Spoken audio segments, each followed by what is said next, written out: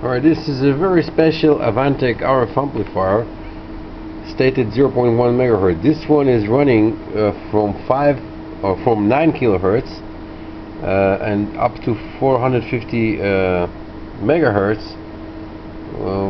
So it started at a very low frequency. Currently we see RFID frequency, which is 125 kilohertz at 16 dBm output, while this output is coming from the signal generator here. It's minus 20 at the input.